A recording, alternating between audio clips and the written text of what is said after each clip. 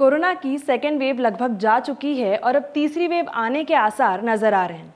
ऐसे में कई सारे सवाल हमारे मन में उठते हैं, जैसे कि थर्ड वेव कब तक आएगी, क्या थर्ड वेव भी सेकेंड वेव जितनी खतरनाक होगी और आखिर कौन सा एज ग्रुप थर्ड वेव में सबसे ज़्यादा रिस्क पर होगा।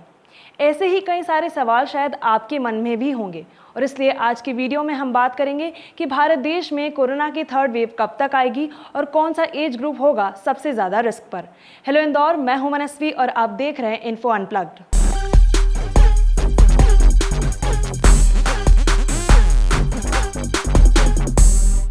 चलिए तो बात करते हैं सबसे पहले सवाल पर, यानी कि भारत में तीसरी वेव कब तक आ सकती है। तो तीसरी वेव को समझने से पहले हमें सेकेंड वेव को समझना होगा।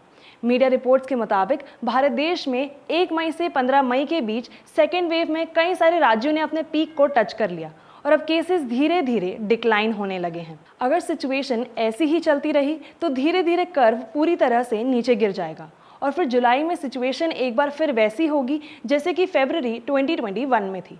और जुलाई के कुछ महीनों बाद जब केसेस फिर से बढ़ना शुरू होंगे तो उसे भारत में थर्ड वेव का नाम दिया जाएगा। अब हमारा ये समझना ज़रूरी है कि कोरोना वायरस की किसी भी वेव को हम वो किस दिन आएगी या किस महीने पर आएगी ऐसा पिन पॉइंट नहीं कर सकते हैं, और इसलिए हम सिर्फ फर्स्ट और सेकेंड वेव के स्ट्रक्चर को समझ के ही थर्ड वेव को प्रेडिक्ट कर सकते हैं।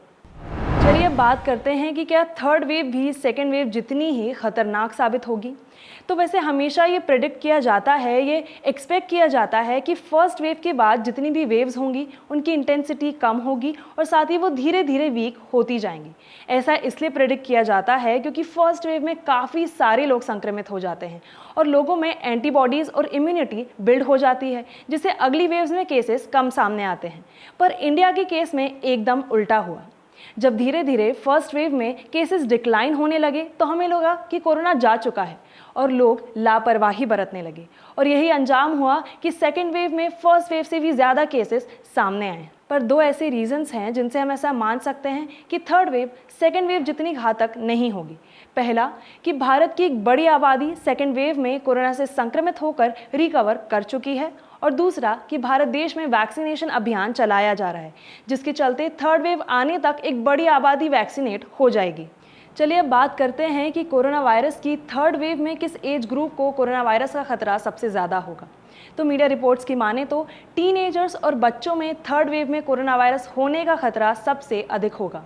2011 की जनगणना के अनुसार भारत देश की 35 से 40% लगभग आबादी थर्ड वेव में खतरे के घेरे में होगी। सेकेंड वेव में बहुत ज़्यादा बच्चे संक्रमित नहीं हुए थे, पर जब केसेस धीरे धीरे डिक्लाइन होने लगे उस समय कई सारे शहरों से कंप्लेंट सामने आई कि अब वहाँ पर टीनेजर्स और बच्चों में कोरोना वायरस पॉजिटिव केसेस पाए जा रहे हैं। और ऐसे में इस बात की चिंता जताई जा रही है कि थर्ड वेव में सबसे ज़्यादा बच्चों में ही संक्रमण देखा जाएगा। एक्सपर्ट्स की माने तो सेकेंड वेव में फर्स्ट वेव से ज़्यादा बच्चे संक्रमित हुए हैं और एक्सपर्ट्स का ये भी कहना है कि कोरोना वायरस का B.1.617 वेरिएंट थर्ड वेव में बच्चों के लिए ज़्यादा घातक साबित हो सकता है।